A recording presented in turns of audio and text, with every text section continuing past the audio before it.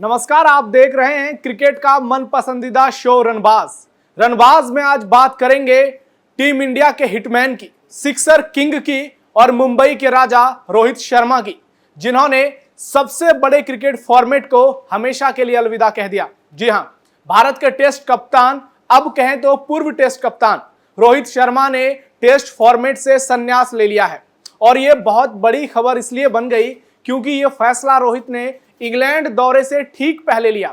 कई दिनों से इस बात पर चर्चा चल रही थी, लोग कई सवाल उठा रहे थे कि क्या रोहित शर्मा के पास अब टेस्ट क्रिकेट में उन्हें आगे चलकर मौका मिलेगा, क्योंकि पिछले कुछ महीनों में जिस तरह से उनका फॉर्म रहा था उन पर कई सवाल उठ रहे थे। भारत ने उनकी कप्तानी में 2024 में T20 का वर्ल्ड कप जीता, उसके बाद 2025 में चैंपियंस ट्रॉफी का खिताब जीता, लेकिन टेस्ट मैच में रोहित की कप्तानी पर हमेशा सवाल उठे, क्योंकि एक तो रोहित का बल्ला टेस्ट में बहुत शानदार नहीं चला, खासकर ओवरसीज में। दूसरी ओर रोहित की कप्तानी में टेस्ट वर्ल्ड चैंपियनशिप से भी टीम इंडिया बाहर हो गई। ऐसे में यह भारत के लिए टेस्ट क्रिकेट में बड़ा झटका था। लेकिन रोहित के संन्यास के साथ अब नया सवाल उठने लगा है कि कौन होगा टीम इंडिया का नया टेस्ट कप्तान। आप मेरे इस ओर देख सकते हैं कि यहां पर दो खिलाड़ी नजर आ रहे हैं, शुभमन गिल और जसप्रीत बुमराह। जसप्रीत बुमराह अभी भारतीय टेस्ट टीम के वाइस कैप्टन हैं और कहा जा रहा है कि जसप्रीत बुमराह ही आगामी इंग्लैंड टेस्ट सीरीज के दौरान कप्तानी कर सकते हैं। इसका सबसे बड़ा कारण है कि जसप्रीत बुमराह शानदार फॉर्म में है, वो दुनिया के सर्वश्रेष्ठ गेंदबाज हैं। तो दूसरी ओर शुभमन गिल भी हैं। हालांकि शुभमन गिल का जो टेस्ट मैच में रिकॉर्ड है वो बहुत शानदार नहीं है, उनका टेस्ट का एवरेज भी 40 से नीचे है, जैसे कि रोहित शर्मा का रहा है। लेकिन दूसरी ओर जसप्रीत बुमराह हैं, जिन्होंने 45 टेस्ट मैच में करीब 200 विकेट हासिल कर लिए हैं। तो जसप्रीत बुमराह का फॉर्म तो है ही, दूसरी ओर वो बहुत ही एक्सपीरियंस खिलाड़ी हैं, विदेशों में भी उनका परफॉर्मेंस शानदार रहा है। लेकिन शुभमन गिल के सवाल, जो उनका प्रदर्शन है उस पर सवाल उठते रहे हैं। ऐसे में इस बात की पूरी संभावना है कि इंग्लैंड दौरे के लिए जसप्रीत बुमराह टेस्ट टीम के कप्तान बनाए जाएंगे। लेकिन अंदर खाने दूसरी खबर भी चल रही है।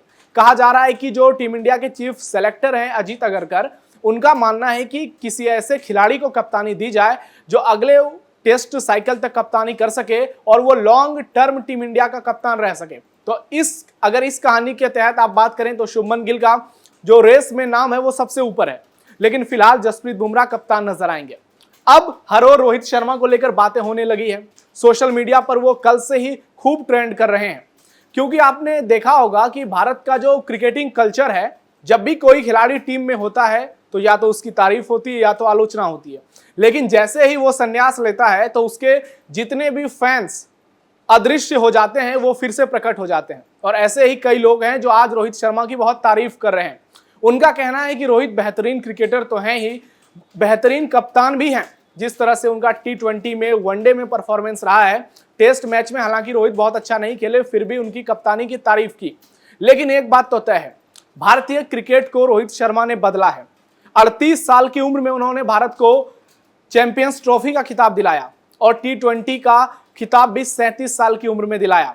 रोहित शर्मा वनडे में इकलौते ऐसे बल्लेबाज हैं जिनके नाम 3 दोहरे शतक हैं।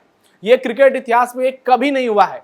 सर्वाधिक अगर दोहरे शतक की बात करें तो सिर्फ एक ही रहा है, चाहे वो सचिन तेंदुलकर हो, मार्टिन गुप्टिल हो, क्रिस गेल हो, पाकिस्तान के फकर जमान हो, भारत के शुभमन गिल और ईशान किशन हो। लेकिन उस रेस में रोहित शर्मा कहां खड़े हैं? 3-3 दोहरे शतक। T20 में भी उनका रिकॉर्ड कमाल का रहा है। अगर विनिंग परसेंटेज की बात करें तो वनडे और T20 में करीब 70% है। ऐसे में रोहित शर्मा का जो आकलन है वो उनको बहुत बड़ा खिलाड़ी बनाता है। IPL में इनके नाम 5 ट्रॉफी हैं। रोहित शर्मा ने अपनी कप्तानी में मुंबई को 5 बार चैंपियन बनाया है। इससे आप अंदाजा लगा सकते हैं कि रोहित शर्मा क्रिकेट जगत में कितना बड़ा नाम है। वहीं IPL में भी अब इस साल जो है वो मुंबई इंडियंस की कप्तानी हार्दिक पांड्या कर रहे हैं। पिछले साल ही उन्हें कप्तानी दी गई थी। रोहित की फिटनेस को लेकर भी कई बार सवाल उठते रहे हैं, उनका वजन जो है। लेकिन ग्राउंड पे जिस तरह से रोहित ने टीम इंडिया की कप्तानी की है, भले ही भारत कुछ मैचों में टेस्ट में उसे हार का सामना करना पड़ा हो, लेकिन रोहित की कप्तानी लाजवाब रही है। एक गार्जियन की तरह उन्होंने भूमिका निभाई है और उनके अंडर में जितने भी खिलाड़ी रहे हैं वो रोहित की खूब तारीफ करते हैं। ICC अगर ट्रॉफी की बात करें तो उनके नाम 2 ट्रॉफी हैं और ICC टूर्नामेंट में तो रोहित का बल्ला भी जमकर गरजता है। आपको याद होगा 2019 का वर्ल्ड कप, जब रोहित ने 5 शतक लगाकर रिकॉर्ड बना दिया था।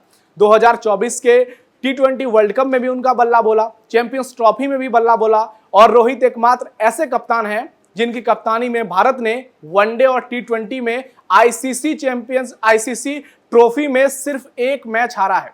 रोहित सभी मैच जीते हैं और लगभग हर मैच में टॉस हारे हैं। तो वनडे और T20 में तो रोहित का कोई जोड़ ही नहीं है। वो टीम इंडिया के अब तक के वन ऑफ द बेस्ट कप्तान है।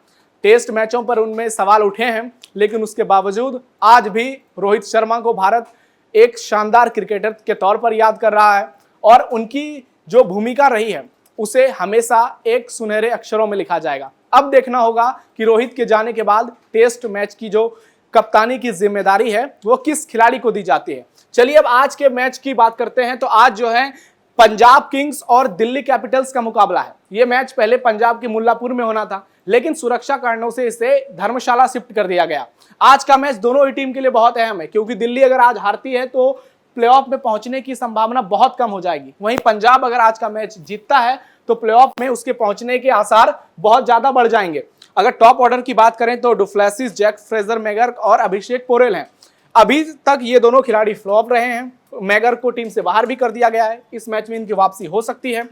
वहीं अगर इनके मिडिल ऑर्डर की बात करें तो ट्रिस्टन स्टब्स शानदार फॉर्म में है। अक्षर पटेल के बल्ले से पिछले मैचों में रन नहीं निकले, लेकिन कुल मिलाकर परफॉर्मेंस ठीक रहा है। केएल राहुल पर सबकी नजरें होंगी।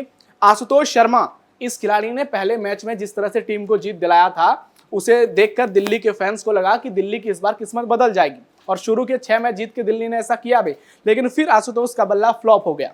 और विपराज निगम पर भी निगाहें होंगी। और अब जो अगर बॉलिंग की बात करें तो दिल्ली की बॉलिंग बहुत तगड़ी नजर आती है स्क्रीन पर, लेकिन मैदान पर इनकी बॉलिंग बहुत खराब रही है, जिसका नतीजा पिछले कुछ मैच में हार में तब्दील हुआ है। कुलदीप यादव अच्छी बॉलिंग कर रहे हैं। वहीं पंजाब की बल्लेबाजी की बात करें तो श्रेयस अय्यर जबरदस्त फॉर्म में है, लगातार रन बना रहे हैं। प्रभसिमरन सिंह भी अच्छी बल्लेबाजी कर रहे हैं और प्रियांश आर्या पर आज नजरें होंगी। ये एक्स फैक्टर साबित हो सकते हैं आज के मुकाबले में।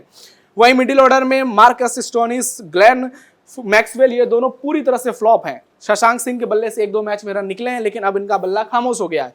सूर्यांश सेगड़े और मार्को यंसन पर निगाहें होंगी। मार्को यंसन ऑलराउंडर हैं। बॉलिंग की बात करें तो अर्शदीप सिंह कमाल की फॉर्म में है, पिछले मैच में जबरदस्त गेंदबाजी की है। लॉकी फर्गूसन और हरप्रीत बरार, इन दोनों खिलाड़ियों पर भी नजरें होंगी। तो आज का मैच प्लेऑफ के समीकरण से बहुत अहम होने वाला है। आपको क्या लगता है, कौन सी टीम आज बाजी मारेगी? क्या दिल्ली दम दिखाएगी या फिर पंजाब आज धर्मशाला में इतिहास बनाएगा? कमेंट बॉक्स में हमें जरूर बताइए। इस खास शो रनबाज में फिलहाल इतना ही। नमस्कार।